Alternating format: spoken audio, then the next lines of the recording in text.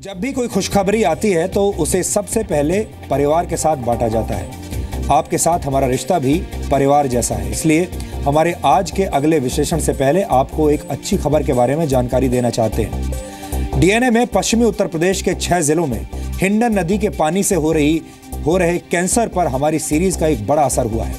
उत्तर प्रदेश के कृषि उत्पादन आयुक्त ने 6 जिलों के जिला अधिकारियों को यह निर्देश जारी किया है और उन्होंने हिंडन नदी से लगे गाजियाबाद, बागपत, सहारनपुर, मेरठ, मुजफ्फरनगर और शामली के जिला पंचायत अधिकारी और जल निगम के अफसरों को एक टीम बनाने के निर्देश दिए हैं। इसके अलावा उन सभी हैंडपंप्स को सील किए जाने या उखाड़ने के निर्देश दिए गए हैं जिन पर लाल रंग से लिखा गया था कि ये पानी पीने के योग्य नहीं है। इन जिलों के गांवों में रहने वाले लोगों को राहत देने के लिए पीने के पानी की वैकल्पिक व्यवस्था किए जाने के आदेश भी दिए गए हैं और साथ ही गांव के लोगों को ये जानकारी दिए जाने के निर्देश दिए गए हैं कि वो उन हैंडपंप्स के पानी का इस्तेमाल ना करें। अच्छी सेहत बनाए रखने के लिए अच्छा भोजन करना बहुत जरूरी है। आयुर्वेद के अनुसार युक्त आहार यानी उचित भोजन स्वास्थ्य और विकास को बढ़ावा देता है, जबकि अयुक्त आहार यानी अनुचित भोजन गंभीर बीमारियों की वजह बनता है। हमें आपकी सेहत का हमेशा ख्याल रहता है और इसीलिए डीएनए में हम अक्सर आपको जागरूक करने वाले विश्लेषण दिखाते रहते हैं। हमने ग्राउंड रिपोर्टिंग की मदद से आपको ये जानकारी दी कि कैसे पश्चिमी उत्तर प्रदेश के 6 जिलों में बसे करीब 154 गांवों की आबादी कैंसर वाला धीमा जहर खाने पर मजबूर है, क्योंकि उसके पास इसके अलावा कोई दूसरा विकल्प है ही नहीं। कारखानों से निकलने वाला इंडस्ट्रियल वेस्ट कृष्णा, काली और हिंडन नदी में जहर घोल चुका है और ये जहर धीरे धीरे आपके किचन में अपनी जगह बना रहा है। हो सकता है कि आप में से बहुत से लोग अपने पूरे परिवार के साथ हर रोज इसी जहर का सेवन कर रहे हो। आज हम आपसे ये अपील करना चाहते हैं कि आप पेन और पेपर लेकर बैठें और नोट करें कि आप हर रोज कौन कौन सी जहरीली सब्जियों का सेवन कर रहे हैं। लेकिन इस विश्लेषण से पहले मैं आपसे कुछ बातें शेयर करना चाहता हूं। ये बात किसी से भी छिपी हुई नहीं है कि हमारे देश की नदियां कितनी ज्यादा प्रदूषित हैं। कारखानों से निकलने वाले कचरे और शहरों की गंदगी को सीधे नदियों में बहा दिया जाता है, जिससे नदियों का पानी जहरीला हो जाता है और इसी दूषित पानी से सींचे गए खेतों की फसलें और सब्जियां आपको हर रोज धीमा जहर दे रही हैं। Indian council of agricultural research की एक रिपोर्ट के मुताबिक नदियों के किनारे उगाई जाने वाली 50% फसलों में विषैले तत्व पाए जाने की आशंका रहती है। इसके अलावा कीटनाशकों और रसायनों के इस्तेमाल ने भी फसलों को जहरीला बना दिया है। अनाज ही नहीं, दलहन, फल और सब्जियों में भी रसायनों के प्रयोग की वजह से विषैले तत्व पाए जाते हैं जो स्वास्थ्य के लिए बेहद हानिकारक है। एक दूसरे रिसर्च के मुताबिक नदियों के किनारे उगाई जाने वाली सब्जियों में जहां एक तरफ पेस्टिसाइड्स यानी कीटनाशक मौजूद होते हैं, वहीं दूसरी तरफ कैडमियम, लेड, कॉपर, क्रोमियम और नाइट्रेट जैसी खतरनाक धातुएं भी सब्जियों को जहरीला बनाती हैं। ये कीटनाशक और हैवी मेटल्स शरीर को बहुत नुकसान पहुंचाते हैं। आपको बताना चाहूंगा कि सब्जियां तो पाचन तंत्र के जरिए हजम हो जाती हैं, लेकिन कीटनाशक और धातुएं शरीर के संवेदनशील अंगों में इकट्ठा होते रहते हैं, जो आगे चलकर गंभीर बीमारियों की वजह बनते हैं, जैसे कि कैंसर। इस प्रकार के जहरीले तत्व आलू, पालक, फूल गोभी, बैंगन और टमाटर की दूषित फसलों में पाए जाते हैं। स्वास्थ्य विशेषज्ञों का मानना है कि नदियों में मौजूद खतरनाक केमिकल्स लगातार अनाज, फल और सब्जियों के साथ इंसान के शरीर में प्रवेश कर रहे हैं और ये देश के ज्यादातर हिस्सों में हो रहा है। ये समस्या सिर्फ एक इलाके तक सीमित नहीं है। फलों और सब्जियों को अच्छी तरह से धोने से उनका ऊपरी हिस्सा तो साफ हो जाता है और आप में से बहुत सारे लोग ऐसा करते भी होंगे, लेकिन इन सब्जियों में मौजूद विषैले तत्वों को बाहर निकालने का कोई तरीका नहीं और इसी धीमे जहर से लोग कैंसर, हृदय रोग, पैरालिसिस, बोन डिफॉर्मिटीज के शिकार हो रहे हैं। डीएनए के दर्शक कृपया ध्यान दें, यह रिपोर्ट आपका जायका बिगाड़ सकती है, लेकिन स्वस्थ और सुरक्षित जीवन के लिए आपको यह जानकारी देनी जरूरी है।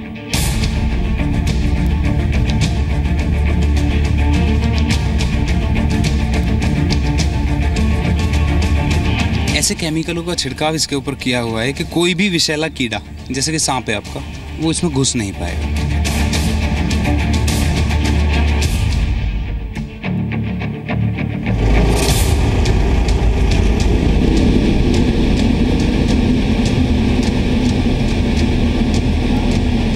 बड़ी बड़ी बिल्डिंग्स, भीड़भाड़ और शहरों की चकाचौंध में हम अक्सर वास्तविकता से दूर चले जाते हैं और जब बात स्वस्थ भोजन की आती है तो हम अक्सर लापरवाह भी हो जाते हैं या कई मौकों पर हमें सच्चाई के बारे में पता ही नहीं होता।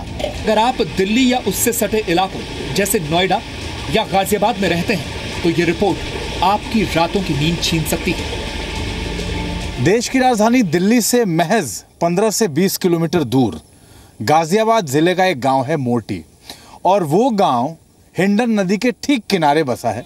ये हमारी दाहिनी तरफ आप देख रहे हैं, ये हिंडन नदी है और इस गांव के आसपास की जो ज़मीनें हैं उसमें जो खेती होती है वो सब्जियों की खेती होती है। हालांकि दूसरे अनाज भी उपजाए जाते हैं। यही पानी इन खेतों में पहुंचाया जाता है। आप देख रहे हैं मशीन अभी थोड़ी देर पहले चली थी और ये पूरा पानी आपको दिख रहा होगा। ये हिस्सा आप देख रहे हैं, यहाँ से ये पानी पूरा निकलता है और ये पानी इस रास्ते से होता हुआ खेतों तक पहुँचता है। हिंडन नदी का पानी सब्जियों को सींचने के लिए।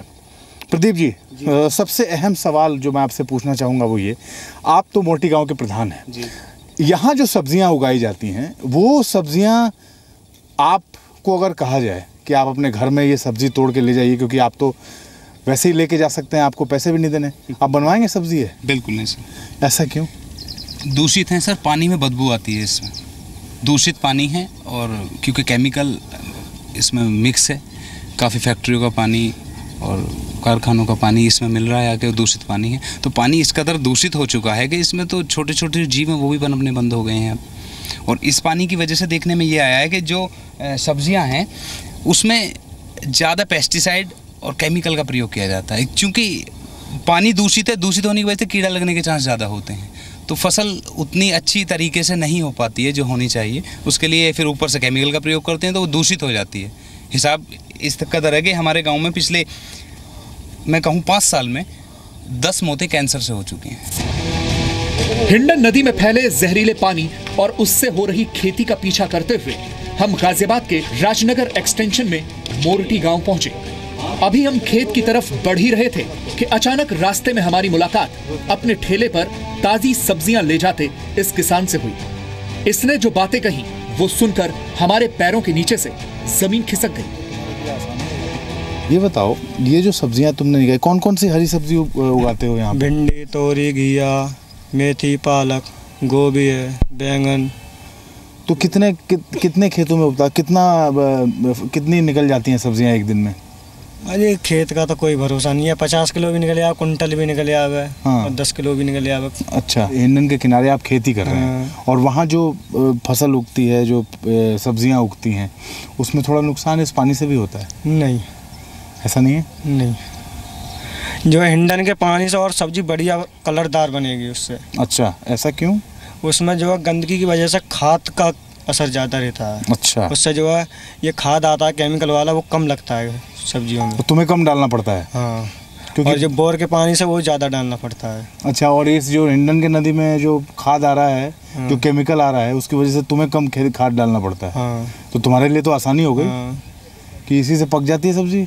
मगर उसकी सब्जी में वो टेस्ट नहीं रहता है। टेस्ट नहीं रहता। हाँ, खाने में जो बोर के पानी की है वो हिंडन के पानी की बढ़िया नहीं है खाने में। लेकिन हिंडन के पानी से तो मैंने तुम कह रहे थे ना कि हाँ, उसमें फ़ायदा, मगर ये नुकसान क्या है। फ़ायदा क्या है? यही है कि खाद कम लगाना पड़ता है, बस ये फ़ायदा। खाद कम क्यों लगाना? क्योंकि उसका गंदा पानी है, तो गंदा पानी की वजह से जो है गंदगी से खेत में जान रहती है। हमें उस जगह पहुंचना था जहां कैंसर वाली थाली की खेती की जा रही थी, और जैसे ही हम हिंडन नदी के काले जहरीले पानी के करीब पहुंचे, दूध का दूध पानी का पानी हो गया। अगर इस ट्रैक को पकड़ के आप आगे तक चले जाएं तो हिंडन के किनारे जो भी गांव बसे हैं उसमें जो खेती होती है, जो सब्जियां उगाई जाती हैं, जो अन्न उगाया जाता है, वो इसी हिंडन के पानी से उसकी सिंचाई होती है। मैंने तो अपने गांव में एक अभियान चलाया है कि इस जो हमारे क्षेत्र में हिंडन किनारे जो सब्जियां उगाई जा रही हैं इन्हें ना खाएं। ना खाएं, बिल्कुल भी नहीं। हमने फैसला लिया कि हम इसी जगह पर उगाई जा रही सब्जियों का ऑन द स्पॉट विश्लेषण करेंगे। थोड़ी दूरी पर हमें हरी हरी मिर्च की फसल दिखाई दी, लेकिन इस मिर्च का सच ये था कि ये न सिर्फ तीखी थी बल्कि जहरीली भी थी। हिंडन नदी के किनारे मिर्च की खेती हुई है और ये पूरा आगे तक जो आप देख रहे हैं, ये मिर्च की फसल तैयार है और फसल ऑलमोस्ट तैयार है अब इसे यहाँ से तोड़ के और किसान ले जाएंगे बेचने के लिए। प्रदीप जी हमारे साथ हैं। प्रदीप जी, आप बड़ी इंटरेस्टिंग चीज़ बता रहे थे कि यहाँ इन खेतों में, जो खेतों के बीच में किसान रहते हैं, वो रात को भी घुस जाते हैं इसमें। अब हिंडन के किनारे ये मिर्च या तमाम दूसरी फसल जो या सब्जियां जो उगाई जा रही हैं, आप जो बता रहे थे कि इसमें कोई कभी भी घुस जाता है, किसी चीज़ का डर नहीं होता उसको? उसका एक बहुत बड़ा कारण है सर, ऐसे केमिकलों का छिड़काव इसके ऊपर किया हुआ है कि कोई भी विषैला कीड़ा, जैसे कि सांप है आपका, वो इसमें घुस नहीं पाएगा। घुसेगा तो वो मर जाएगा। तो चूंकि विषैली दवाइयों का इस कदर इसमें वो है कि कोई भी छोटा या बड़ा विषैला कीटाणु इसमें नहीं होगा, तो रात में भी ये लोग घुस जाते हैं। अब आप अपने पीछे देखेंगे, यहाँ पे लोग जो किसान हैं, जो खेती कर रहे हैं, इन्होंने अपने आवास कच्चे इधर ही बना रखे हैं। ये रात में रहते हैं। इन्हें इस बात का बिल्कुल भी डर नहीं है कि यहाँ रात में सांप काट लेगा या कोई विषैला कीड़ा इन्हें आके काट लेगा, क्योंकि उस चीज़ का छिड़काव या प्रभाव यहाँ पे है। क्यों इतना विषैला या इतना ज़्यादा पावरफुल जो कीटनाशक है उनका इस्तेमाल क्यों होता है? हाँ, दूषित पानी है। दूषित पानी होने की वजह से यहाँ पे कई बार कीटाणु अपने आप ही उत्पन्न हो जाते हैं, छोटे छोटे जहरीले। तो उन्हें ख़त्म करने के लिए ये लगाना पड़ता है। ये सब पानी की वजह से ही यहाँ ऐसे केमिकलों का छिड़काव करना पड़ रहा है। मैंने वो उस पानी की वजह से। बाकी गांव के दूसरी तरफ भी खेती हो रही है अभी, तो साफ पानी है, ज़्यादा केमिकल की आवश्यकता नहीं है, ठीक ठाक खेती होती है उधर। लेकिन यहाँ केमिकल की आवश्यकता है। यह खबर देखने के बाद आपकी प्यास सूख सकती है। आपको एक गिलास पानी पीने से पहले 100 बार सोचना पड़ सकता है। और इस बात की भी गुंजाइश है कि आप कोई भी सब्जी, फल या चावल खाने से पहले ये सुनिश्चित करना शुरू कर दें कि उसे किस राज्य के खेत में किस तरह के पानी का इस्तेमाल करके उगाया गया है, क्योंकि ये फल, सब्जियां और फसल आपको मौत के मुंह में ढकेल रहे हैं। इन तस्वीरों में जो बच्चे आपको दिख रहे हैं, जो डिफॉर्मिटीज दिख रही हैं, ये जैसे अब ये है, ये इस बच्चे की टांग, ये इसमें जो दिख रहा है, जो ये क्लिनिकल पिक्चर इसकी पेशेंट की आ रही है, इस बच्चे की दोनों जी, ये इसमें मोटा मोटा ये लग रहा है कि ये फ्लोराइड पॉइजनिंग का, फ्लोराइड, एक्सेसिव फ्लोराइड का ये केस लग रहा है, क्योंकि इसमें इसका जोड़ भी इन्वॉल्व है। फ्लोराइड की एक्सेसिव होने की केस में जोड़ों पे भी प्रभाव पड़ता है, जिसकी वजह से डिफॉर्मिटीज़ जो हैं बहुत ज़्यादा सीवियर हो जाती है और बोन्स में टेढ़ापन भी आता है और जोड़ों में भी टेढ़ापन आता है। बहुत सारे डिफरेंट मेटल्स हैं, हेवी मेटल्स हैं, लेड भी है, आर्सेनिक भी है।